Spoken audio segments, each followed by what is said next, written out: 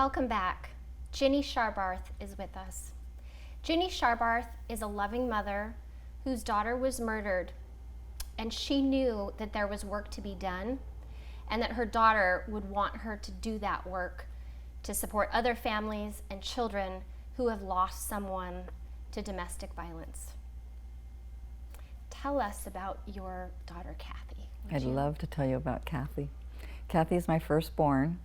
She was born in Thanksgiving Day, and she was born on Thanksgiving Day, 2000, and she was murdered on her birthday in 2011. So it was her 34th birthday. So she was born on Thanksgiving Day, lost her life on Thanksgiving Day.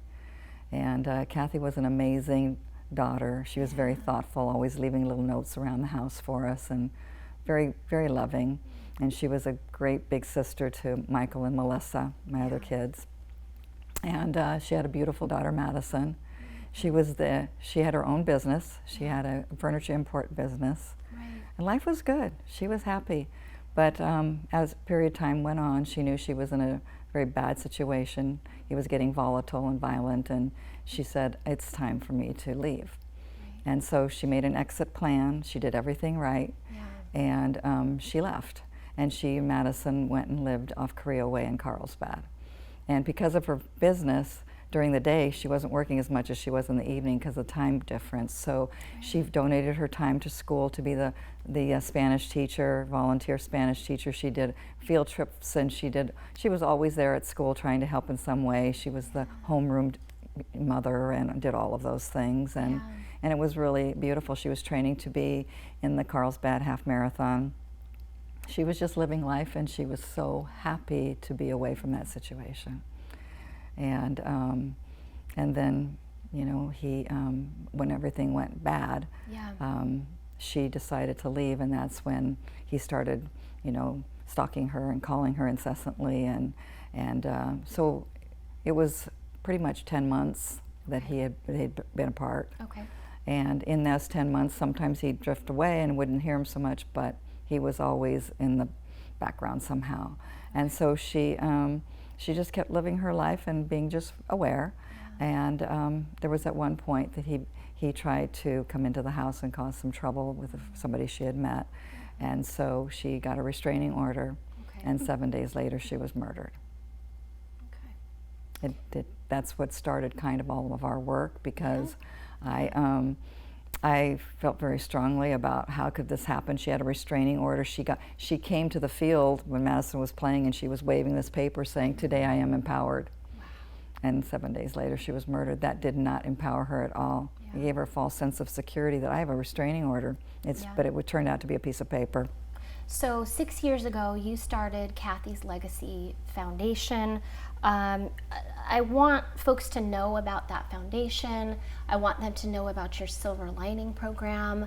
Would you tell us about that and the work that you guys are doing, please? Yeah, right after Kathy's murder, we were asked to support a bill. I was contacted to support a bill that Senator Waso wrote regarding domestic violence, and having a restraining order to go with it, to put some meat behind the bill. So it wasn't just so that there would be some sort of monitoring device. And so I went to Sacramento, and I spent a whole year just really promoting the Kathy's Law. And it was AB 2467 at the time. It was a bill.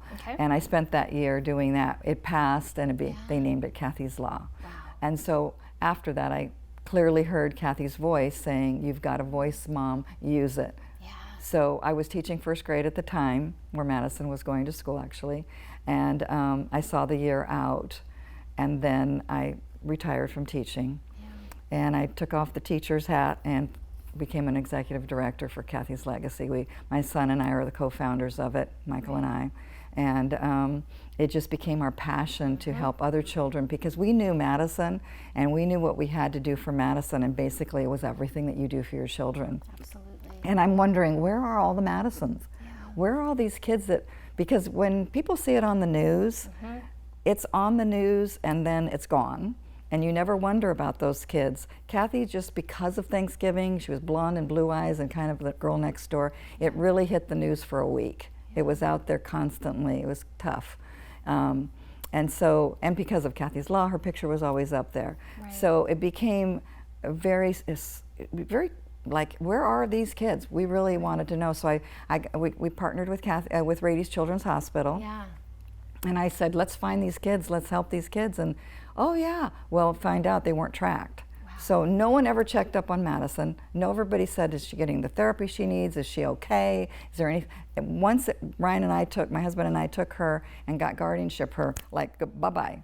So that's what you do. That's what Kathy's Legacy Foundation Yes, Kathy's does, Legacy does right? everything. We do furniture for the kids. You know, Yeah. right now they need desks and chairs because they're sitting on the floor trying to do their lessons. We've done tutoring for the kids. We do every month. We help with food, clothing.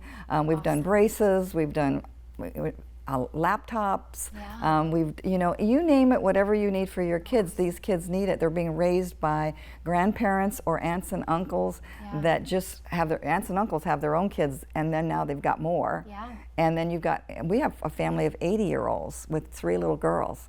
God bless them. Right. So you're having a golf event. We're a having fundraiser. yes. How can people support you? How can people go to your golf event, support the amazing work that you're doing in our community? Perfect. Tell Well, us. we wanted to do an indoor, gala. Yeah. That got out of the way because of COVID, so we really thought the only option we had was something outdoors and seeing all the golfers. So we're having a golf tournament on September 26th. Great. A shotgun start. It's going really well. We've still got room for golfers to come out and support Kathy's Legacy. All the proceeds will go to support children of homicide. And if you've watched the news through COVID, we've had several homicides from domestic violence leaving behind children. So we need to get those kids help because I know firsthand how devastating it is. So if you can't come out and golf, or you have a business and you'd like to sponsor us, you can go to kathyslegacygolf.com and see everything there is to know, or you can go to our website, kathyslegacy.org, and you can donate there, and any support is well appreciated. So everyone support this great cause. And Jenny, thank you so much for sharing your story and being here today. Thanks for having me. Appreciate it.